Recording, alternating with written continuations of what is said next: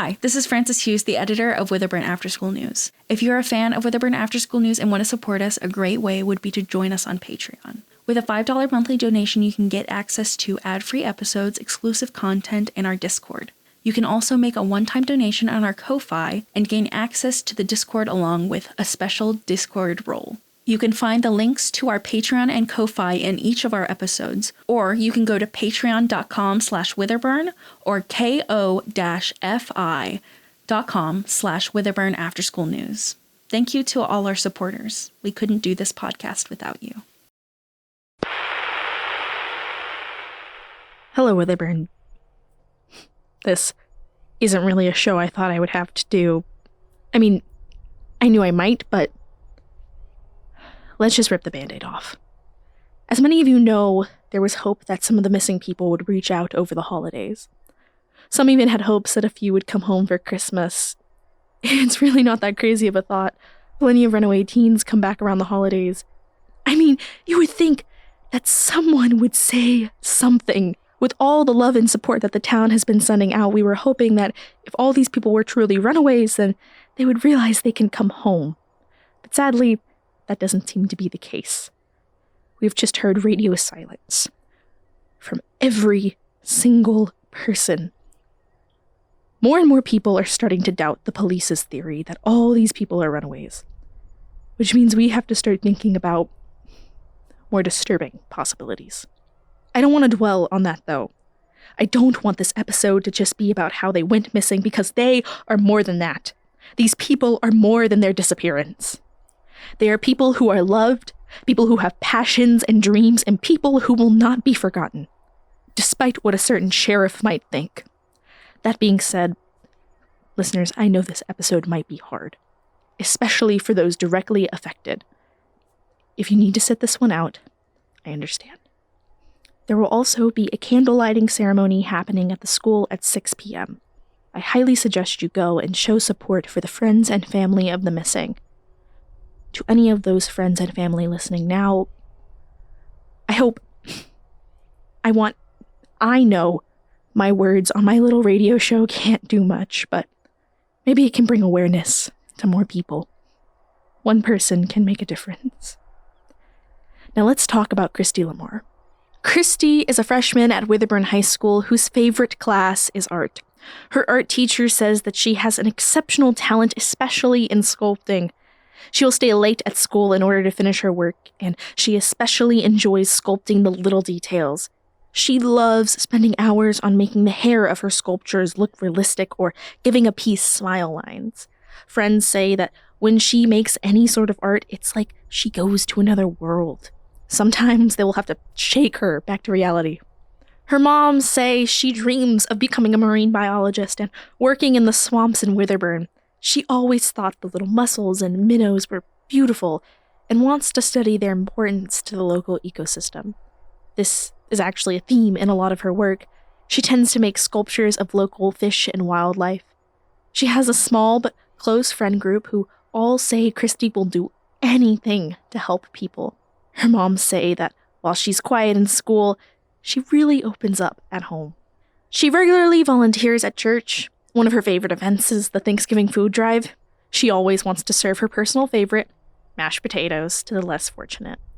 Her church has actually done a lot in order to help the family find her. They've even helped the family hire a private investigator. Christy's family is asking that people go see her art by the lockers, or to go by the marina and watch the minnows for a bit. They hope everyone can see the beauty in the little things like Christy did. I helped set up the memorial, and listeners, I have to say, Christy's art is truly something else. It's almost photorealistic. I don't know how she does it. It really does make you appreciate the beauty of the little things. Aria Sanders is another person who sees the beauty in everything. Her parents say she wants to help build the world. She's working really hard because she wants to get into an engineering program, and because of this, she spends a lot of her free time studying SAT prep and taking practice tests. She and Amelia even had a study group going on. People joked that the only event she would go to would be to Amelia's ballet recitals. Teachers said that she was a good student but didn't talk much in class. She wouldn't ask questions, but she would ace every test, and it was almost like she was a little information sponge. You would say one thing, and she would just remember it forever. Rumor has it she has a photographic memory, but her parents just claim she's really smart. Her parents also said her favorite thing was to watch stupid reality TV shows with her family. Think The Bachelor and other such shows. She would make little inside jokes that she and her family would share. Things like, "Oh, that was such a Sarah move," and stuff like that. Her parents say that she's driven, cheerful, and so ready for life. She was one of those people that had a whole life plan. She was going to go to college and get a job that would let her travel the world. All this studying and hard work was just another exciting part of the journey to her. Sure, it could be difficult at times, but she was happy to do it. That's another thing her parents said. She could be doing the most difficult task, taking the hardest test, and she would do it with a smile on her face. Her family said, Her family says they just want their smiling little girl back. Okay, April Calloway is also a beloved daughter. Her mother worked hard to give her everything she wanted. April, at a young age, had a love of horses and soon asked her mom to let her get a horse. She wanted to be an equestrian. Today, she has a horse named Everest, whom she has won over 20 awards with. She spent hours practicing jumps and riding trails with Everest. In fact, you were probably more likely to find her in the stables than anywhere else. She said herself that she liked horses more than people, so she wanted to work with horses for the rest of her life. There were some exceptions, though. She loved to teach younger children about horses and how to ride them. Her mom said she wanted to light the spark that she had in others, which she did. Her students said she was one of the best teachers they ever had. This, along with her love of the equestrian trade, is probably why the stable master chose April to be his apprentice. April is said to have loved everything about the job. If she was in the stables, she was happy. She told her mom that this is what she wanted to do for the rest of her life. Her mom was her best friend. They would celebrate everything together. They did everything together. It didn't matter how far away or how early the competition, Miss Calloway was there. She said she is so proud of April for finding something that she loves like this. She says most people don't find their passion this early. Mrs. Calloway says that April is one of those people that just felt 1 in a million. I feel like it would be appropriate to mention that Mrs. Calloway has essentially become a figurehead for finding all of these children. Many parents are backing her and saying to donate to her instead of other third parties like the police department. All the money sent to her goes to search efforts for all of the children affected.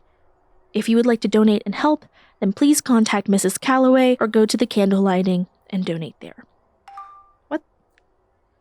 What the hell?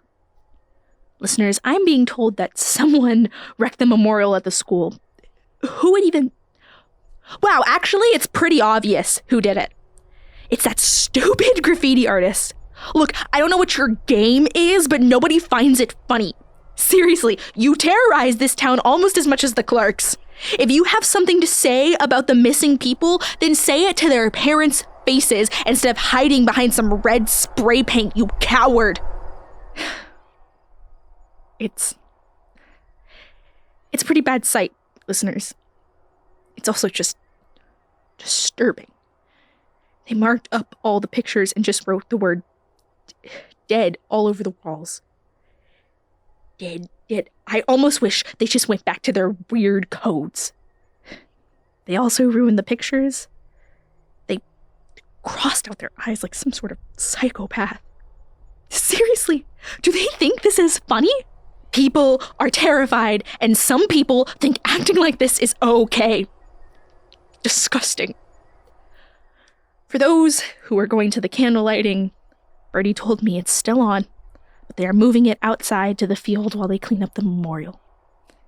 It's just really hard to look at. I hope whoever did this is happy. You denied people the ability to pray and mourn. Congratulations. Jesus. The next person is Jonathan Landry. Before I start, I know I said I wouldn't really be discussing cases, But I feel like it's important to point out that Jonathan is still not on the same case files as the rest of the missing people. Why this is, despite ample evidence that they are connected, I don't know, and I don't care. Personally, I think the Witherburn Police Department has run out of excuses. Jonathan is described as full of energy by his friends and family. He always seemed ready to go anywhere and do anything. His parents said it was like he was always ready to run off to some adventure. He was really close with Dice, and is the one that encouraged him to do Twitch streaming. Dice said that he was always there to encourage other people's dreams. He would be your biggest cheerleader. Even his classmates that didn't know him that well repeated this sentiment. It didn't matter if he just met you. If you told him you had a game the next day, he would be there to cheer you on. He was that kind of person that just wanted everyone to have someone in their corner. His math teachers didn't have much to say about him. He worked hard, but often got distracted, they said. But his English teacher, she says she rarely has a student with such a love of reading. He especially loved sci-fi and Western novels. Some people thought it was funny that the kid known for playing video games was such a bookworm. His parents just said that he loved stories.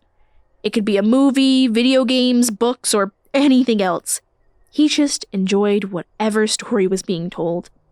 Dice said that this love encouraged him to try video game development, though he was still pretty new to the skill.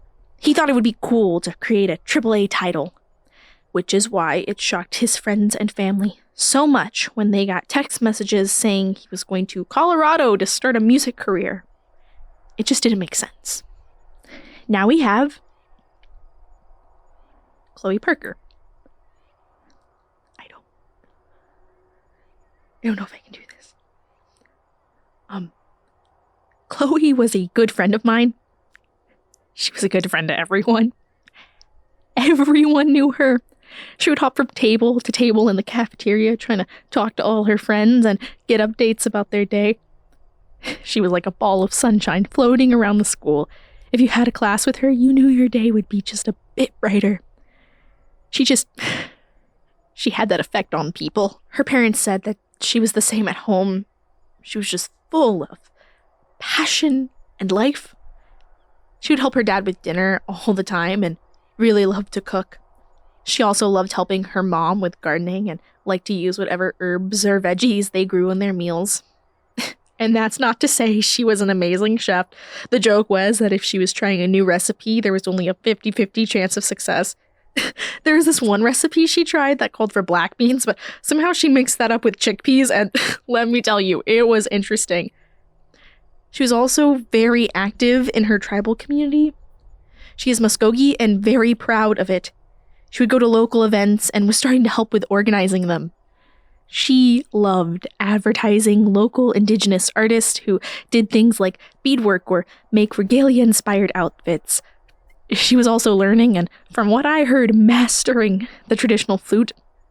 She would always call me so excited whenever she learned a new song. God, I miss her. I miss her so much. It hurts.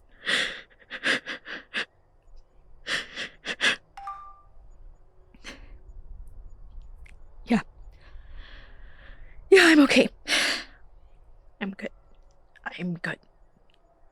Nobody needs to hear me crying on air, right? Let's talk about Tina Young instead. Tina was driven. That's how the people I talked to described her. She was always going and going. If she did something, she was going to be the best at it. Whether that be tennis or social media. She was a tennis champ, breaking multiple school records and securing her spot as captain. Her teammates said that she tried to put this drive in other people and encouraged them to push themselves. It didn't matter if she was in the stands or on the court. She encouraged her team to strive for greatness. She had this hunger for success that many people admired about her. She had this saying to her friends, "Why be a follower when you can be a leader?"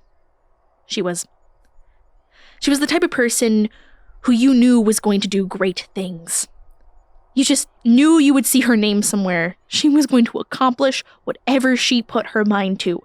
Like her social media, where she posted workouts and recipes. She was quite literally building a brand for herself. She showed a life that motivated others to be better, and her friends say she had that mindset too. Tina believed there was always room to grow. She couldn't just stay static. She constantly needed to be going up.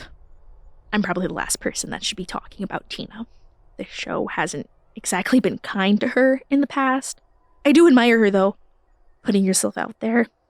She had so much more confidence than I could ever have. She at least did something, made an impact. What am I doing here? Talking about people I will probably never see again?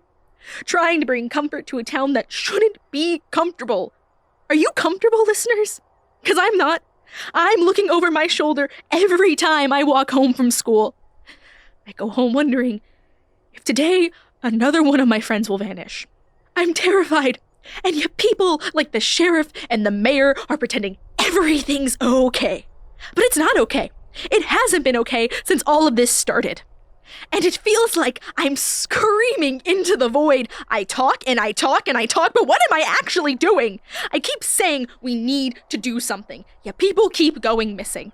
No amount of my stupid talking stops it, and none of my empty, pathetic words brings them back.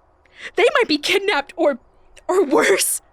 Nobody, and I mean no one, knows what is happening. And the most awful, gut-wrenching part of it is that no one thinks they can stop it. I know I can't. What good am I truly doing? I can make memorial after memorial, dedication after dedication, but if I can't stop it, then what good am I? What good am I, Witherburn? I am so tired of standing on the sidelines and waiting for another ball to drop. I'm tired of feeling like all I do is talk. I'm tired of being scared. So consider this my New Year's resolution.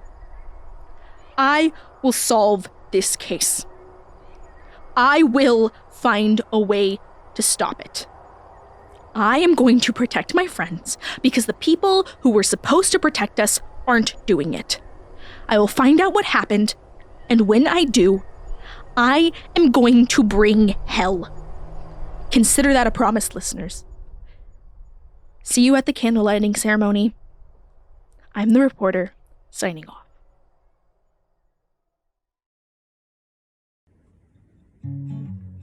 Witherburn After School News is written and directed by Jordan Oliver. Assistant directed and edited by Francis Hughes. The title song is by FutureMe. The reporter is played by Jordan Oliver.